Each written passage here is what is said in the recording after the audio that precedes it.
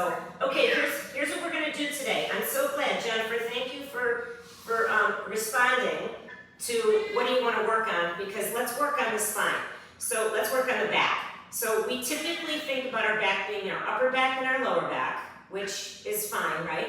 We have to sort of include the neck in there. We're going to start a little bit with the neck, just because if we don't loosen up the neck, then we're going to have a real hard time loosening up the thoracic spine, which is our upper back and middle back. So let's just start reclining over our bolster. So you're going to sit on your mat, and you're going to take your bolster, excuse me, yoga, and you're going to snug it right up to your sacrum, right up to your tailbone. Lower from one elbow, lower to the other elbow. So your hips are on the mat, your glutes are on the mat, not on your bolster. And then lay down and bring your arms out. So maybe your arms are down, sort of like a W. You can kind of think of creating a W, like with your knees in the middle, or a T, or if you're really open to the shoulder, which I'm not right now this morning, then you would be able to slide your arms up so that they would be sort of like a Y position. But I'm not there right now. I don't want anything to be overly taxed. We're just bringing a gentle back bend to our spine. So when we recline over the bolster this way, and we breathe, we're going to bring a lot of focus to our breath, in through the nose and out through the mouth. Nice big breaths. Reclining over the bolster like this stimulates your vagus nerve, which is the largest nerve in the body. It travels from your brain stem through your cardiovascular system, your digestive system, your reproductive system, and on other organs. It wakes up your parasympathetic nervous system, which is our rest and digest. This is what brings our heart rate down, and this is what brings us out of fight or flight. So we want to stimulate our vagus nerve, and we want to have high vagal tone. And how do we get high vagal tone? How do we stimulate this vagus nerve? By breath work, humming, total relaxation.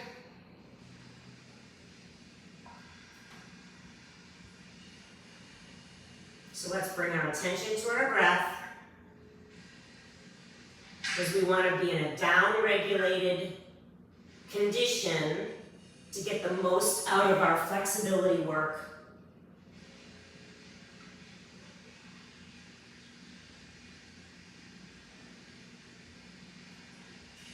So the vagus nerve has a strong connection with your gut biome, your digestive system.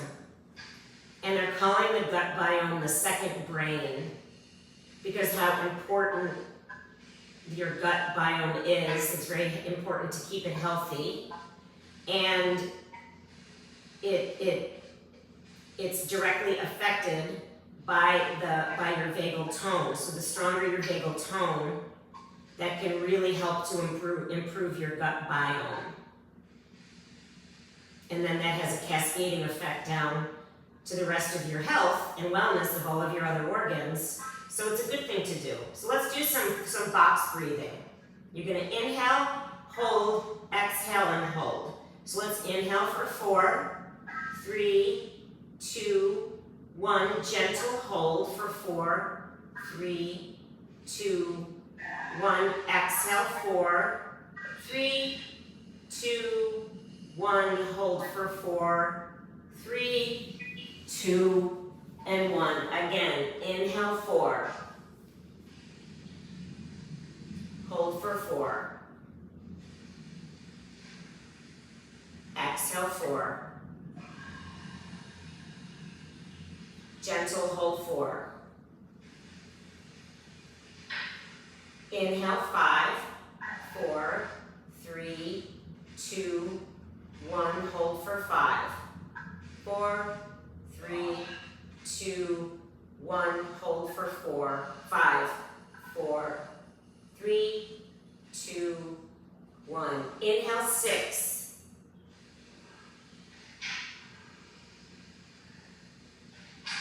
Hold for 6. Exhale 6.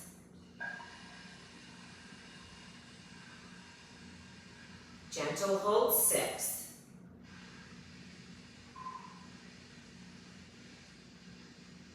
Inhale, your breathing return to normal. It's called box breathing. It's a great way to lower your blood pressure, increase that vagal tone. It's a really great thing to do if you wake up in the middle of the night and you can't fall back to sleep. Gives you something to focus on. And it resets your nervous system. All right, bend your knees, roll your knees over to one side, press your bolster off to one side and grab a foam roller. And we're just gonna get a little bit of blood flow and loosen up the back of the neck. So you're gonna put this bolster underneath your neck. You're on your back. So what we want to do is we want to hug it up to the top of the shoulder, and you want to keep your chin down in line with your sternum, and you want to feel the pressure on the back of your suboccipitals, which are those 2 muscles that are at the base of your skull. So at the base of your skull in the back, you kind of have that indentation that sort of goes up like a little hill. On either side of that, you'll feel these 2 muscles that have a lot of control over the flexibility, stiffness, and really how the whole back of the back of the neck feels. So I like to gently rock my head from side to side. I'm pushing with my feet a little bit. I have a bit of a softer foam roller this time. I have the melt roller right now, and it just gives me a little bit of a softer pressure. You don't want to be in a lot of pain. And then I'm going to go with my chin over to the left, right over my left collarbone here, and I'm going to make some circles with my chin in one direction. I'm going to scribble around. I'm going to go over to the other side.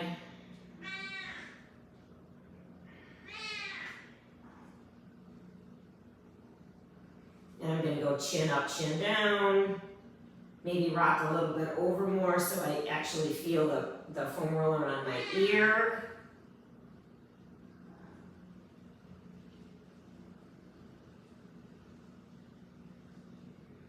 Good, and then just release the foam roller out from underneath your head very gently, very slowly.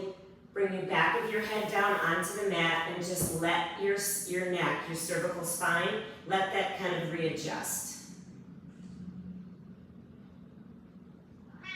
Rock your knees to one side, press yourself up, and let's do a little bit of stretching with those muscles in the back of our neck.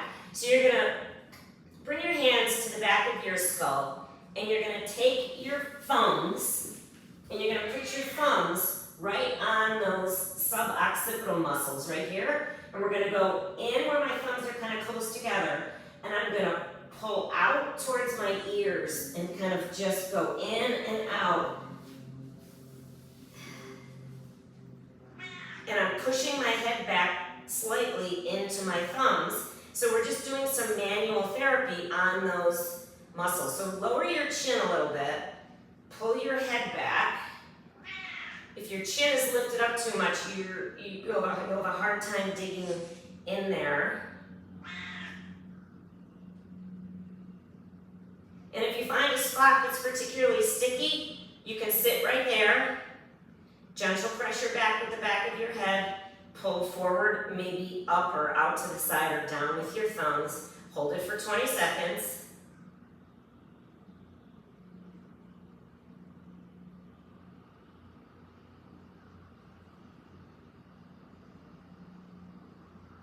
And then release. Just release your arms. Open and close your jaw. Don't forget to breathe. Okay, we're going to do that again, but what we're going to do is we're going to interlace our fingers. We're going to bring our hands to the back of our head. We're going to put our thumbs back in that same spot, right?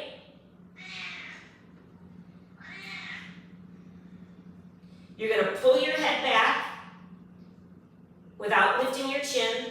You're going to pull your hands, you're going to press your head back into your hands. pull your hands forward. So this is gonna be like a fascia flossing, right? So we're gonna engage those muscles you can feel with your thumbs. You can feel those muscles engage. And then as I pull my head back, I'm gonna bring my chin down to my chest. And then I'm gonna come back up to the starting position. I'm gonna pull my head back, pull with my hands, and bring my chin down to my chest. So these are our suboccipitals.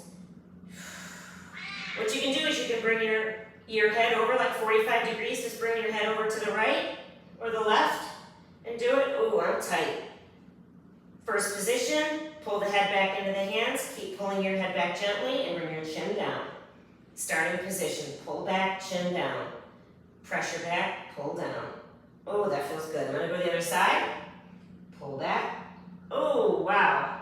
I feel that all the way down through the back of my upper back, down towards my outer shoulder blade. So we're already getting into our upper thoracic spine. You guys feeling that? Yes. All right. And then you can come back to the center and then make some circles with your thumbs again and massage out those muscles that we just stretched. It feels pretty good. It feels really good. So we're going to do mobility work and we're going to do resistance stretching for the back, and then at the end of the latter half of class, we're going to do our yin holds. We're going to do our long holds, our 3-minute holds. Okay. Let's come to all fours and do some cat-cow. And this is where we're really going to focus on that upper back. So bring your hands under your shoulders and your knees underneath your hips, and you're going to inhale and drop your belly, and you want to draw your shoulder blades kind of down into your back pockets. And then press with your hands, press with your knees, bring your chin to your chest, bring up your shoulders forward. Tuck your tailbone, round your spine, and then try to do it segmented. So first I'm going to bring my chin away from my chest. Then as I lift my chin, I'm thinking about the vertebra at the top of my spine, and in the middle of my spine, and then my lower, and then I'm going to bring my chin up to the sky. So now I have a big cow pose here, a huge dip in my back. I'm going to go the other direction. First I'm going to bring my chin to my chest, and I'm going to push with my hands, pull my ribs up to the sky, and I'm thinking about my upper vertebrae, middle, lower. And I'm going to bring my chin away. So just try to segment. Don't forget to breathe. Segmenting the spine.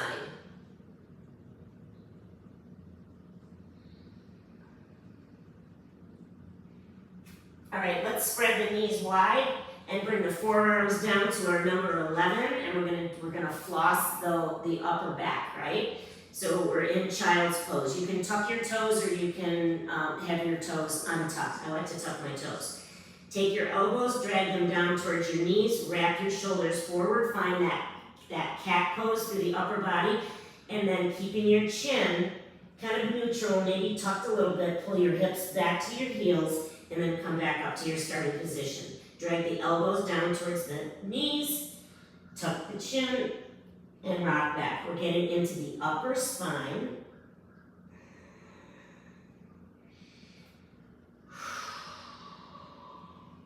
And then you're going to go over to the one side. I'm over to the right, so my left elbow is going to do most of the work and drag down, and then shift back. So when you're doing this resistance work, all we're doing is, and go over to the other side, all we're doing is engaging the muscle just until we feel it just engage. We don't want, this isn't a workout. We just want to get it engaged. It doesn't have to be a lot. Like, you shouldn't be straining, gritting your teeth, having a hard time breathing. You just want to do a gentle pressure. There it is. I feel it. I turn that muscle on, and then I'm lengthening the muscle back. And each time you shift your hips back, and it's a fluid motion. We're not holding it there. Maybe you get a little bit more range of motion each time you come back. If you have your toes tucked, untuck your toes, you're automatically going to get more. All right, and then come come on up. So you can sit on your bolster, you can sit hips to heels. We're gonna do our eagle arm resistance stretching, our flossing. So wrap your right arm underneath your left. You're either gonna grab opposite shoulders, you're gonna connect the back of your wrists, or you're going to connect your palms. So we're going to lift our elbows first. So here's our starting position. To engage the upper back, we're gonna hug our arm bones together, and then we're gonna bring our chin to our chest, think cow pose, cat pose, rounded shoulders, round forward, round forward, round forward. I'm pulling up through my upper back towards the sky, not forward, as I bring my elbows down to my belly. Starting position, elbows are high, squeeze arm to arm, round forward, pull the ribs back, bring the elbows down towards the belly button. Maybe you start a little bit higher each time. When you lift your elbows, don't stick your butt out. Don't curve through the low back. Engage your core. Engage the upper arms and round, round, round. I'm pulling my elbows away from my chest. I'm trying to open the space in my upper back. It's really hard to stretch through that upper back. Okay, rest that. That felt really good. Other arm under.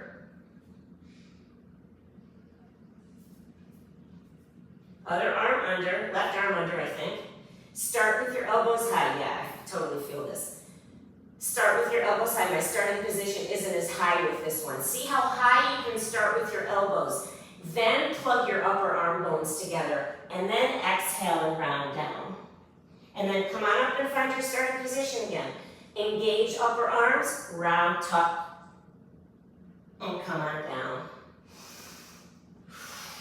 Think upper back, upper back, upper back. Tuck your chin to your chest. You might feel this in that area in the neck that we were just kind of trying to open up and warm up and stretch with those first two quick neck stretches that we did.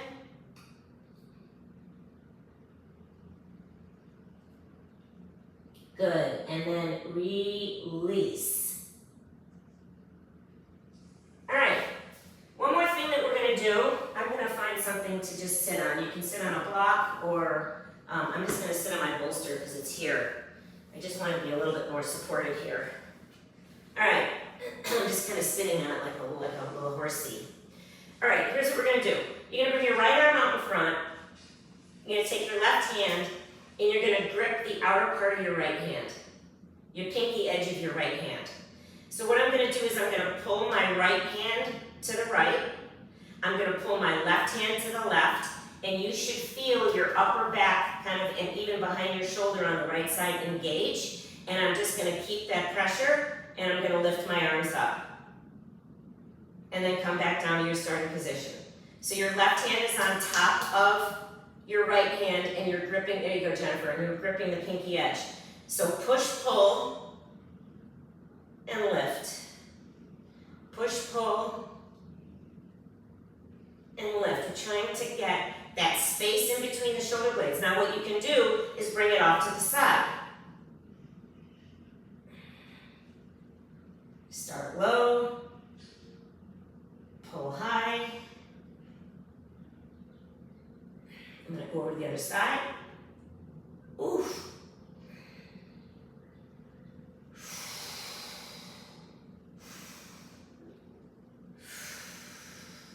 All right, so just rest your arms. So sometimes when the muscles behind our shoulder blades get stuck, then it starts to pull on the part of the spine that's in line with the shoulder blades, and it can kind of just feel like it's stuck, right? Right hand grips the pinky edge of the left hand. My left arm is pretty straight. I'm gonna pull my pinky towards the wall on the left. I'm gonna pull with my right fingers, and I'm gonna lift. There's my exhale. I'm lengthening, lengthening, lengthening, starting over. Push, pull.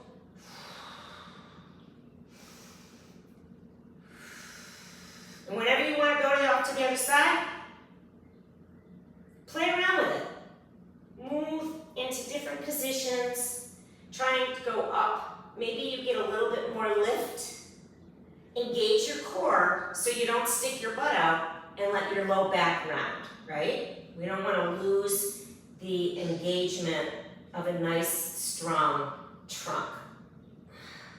Nice, stable torso, so that we can bring this right into our muscles. All right, so just rest. You guys feel that? Yes. It's a good one. I literally can do this sitting at your desk at work. Like, you know, and then you're basically stretching out those muscles and engaging those muscles that tend to not work when we're sitting at our desk at work, right? Okay, so let's move to some mobility work. I'm gonna come off of my bolster. I'm gonna come down, and we're gonna do, we're focusing again on that area between the shoulder blades. We're working on the thoracic spine. Uh-oh. I try to close this door because it's like 85 degrees and humid outside, but if I do, then she wants to come in. So, all right, that didn't work. Okay, so lie on your right side. Oh no, first lie on your back and bend your knees and bring your hips down to the mat. Push with your feet, pick up your hips, and bump your hips over to the left, and then put your hips back down. Now roll your knees to the right, and bring your right arm out directly in front of your shoulder. The reason that we bumped our hips to the back of the mat is because we're going to do this shoulder work, but I want your spine to be straight. So I don't want you to be crooked. So if I look down, you might have to pull your hips back a little bit more. My knees are in line with my hips, so I have a 90-degree angle here, right? I have a 90-degree angle between my ankle and my shin and my thigh. You can put your head on a block, or you can put your head on a bolster if this is uncomfortable for you. You're going to bring your hands together, so they're out right in line with your shoulder. I'm going to keep my right hand on the mat. I'm going to keep my knees pressed together. I'm going to lift my left arm up. And I'm going to watch my thumb as I open my arm up behind me. And then I'm going to reach for the back wall, and then I'm going to reach where the wall meets the ceiling, and then I'm going to reach the ceiling, and I'm going to bring that hand over top. And you might notice that your top hand is longer than the bottom hand, but you want to try and keep your shoulders stacked. So you're going to have a nice big inhale to open.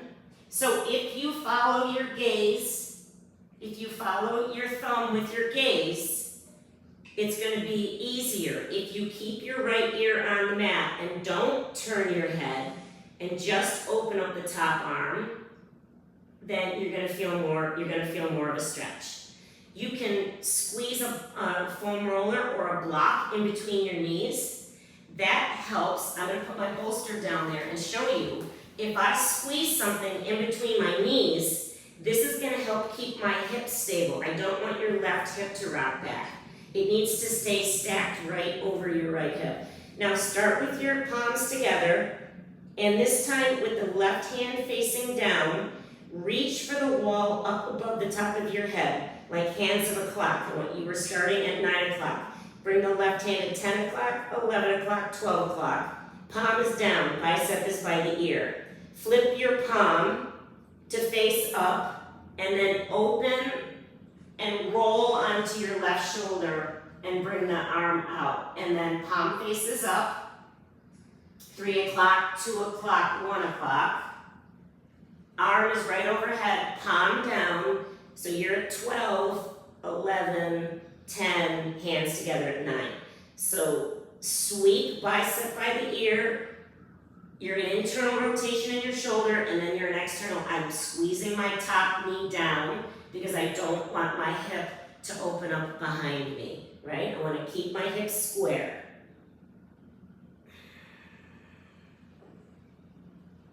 We call these shoulder sweeps. All right, let's go to the other side. So if you've got your foam roller or a block nearby, grab it. I'm gonna go grab a block because I would like you to squeeze something in between that top knee and the bottom knee. You can use your bolster too. It makes a big difference. Okay, so we're on our back. We're gonna bump our hips to the right, drop our knees to the left, And then I'm gonna put a block in between my knees because I wanna stabilize my pelvis. All right, so I'm looking down my body to make sure that my hips aren't forward of my shoulders, okay? You might have to bump your hips back a little bit. I'm gonna keep squeezing my top knee down. I've got my left ear on the mat, right hand is on. I'm gonna open, open, open. I'm gonna squeeze my right knee down as I open out, and I'm gonna exhale and come back over. The left hand stays connected to the floor. The hips stay stacked, the pelvis is nice and neutral. And by stabilizing the pelvis, this will help take it into the upper back, right? Now I'm gonna keep my left ear on the mat and I'm gonna open and I'm gonna notice I don't have as much range of motion, but that's okay. Nice and open, and then I'm gonna go hands to the clock. My right bicep is going to scrape my ear, and then I'm gonna open the arm. Oh, my bolster's in the way.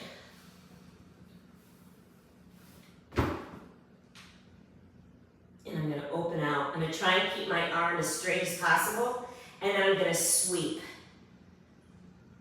We're working the top part of that clock, and keep those knees together, open, nice and wide. You should feel this in your upper back.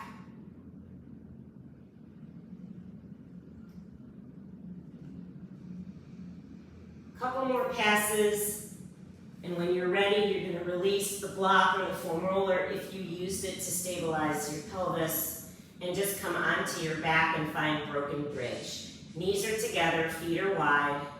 It's a nice resting restorative pose. We're just resting here before we move on. We're going to move down to the lower back.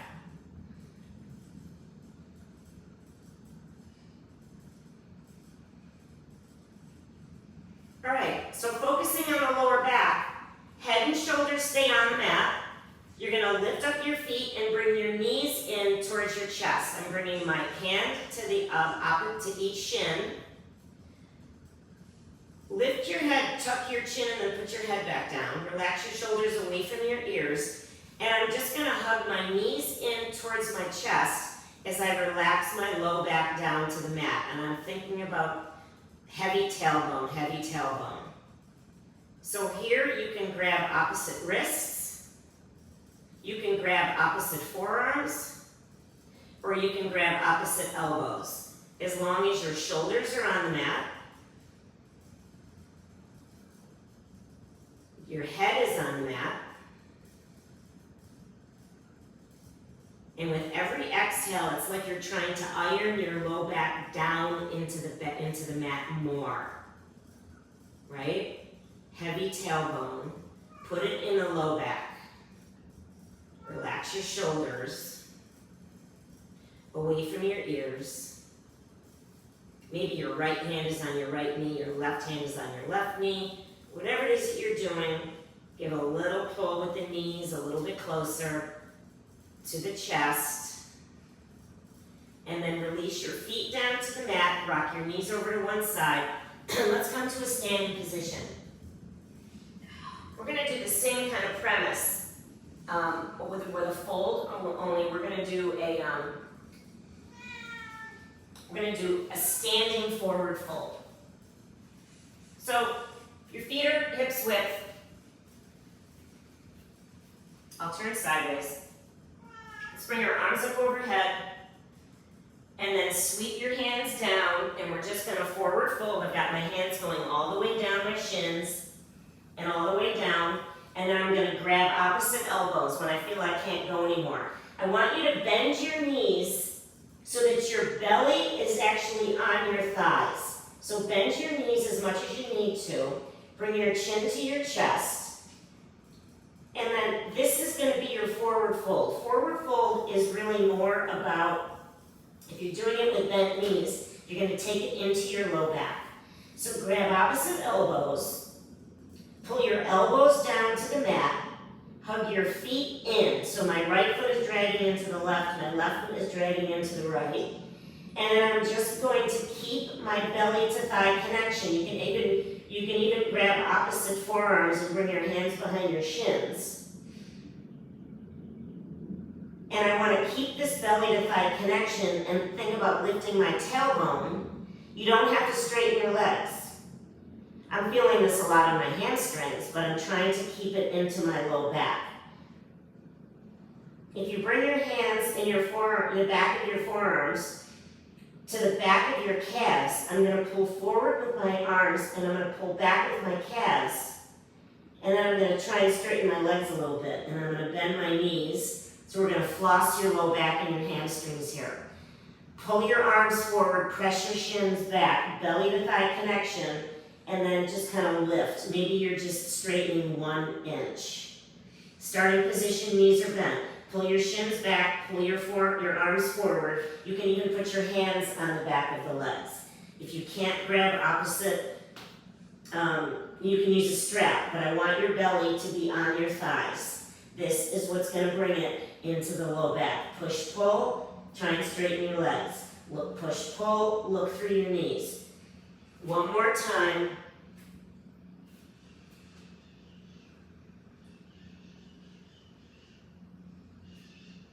And then slowly release, come down onto the mat. You guys feeling that? Feeling that forward fold in your low back. So everybody thinks your forward fold is that you're stretching your hamstrings. You are. But if you do that forward fold with straight legs and you can't get your belly to your thigh, you're going to put that more into your hamstrings. If you bend your knees and get a belly to thigh connection and just think about hinging and lifting through the tailbone, you're going to get a nice low back stretch, and you're also going to be working through the hamstrings, which is a good thing. Okay, so let's get some more into all different parts of the spine. So extend your legs out nice and long. We'll do wind removing pose. So hug your left knee in, interlace your fingers on top of your left shin.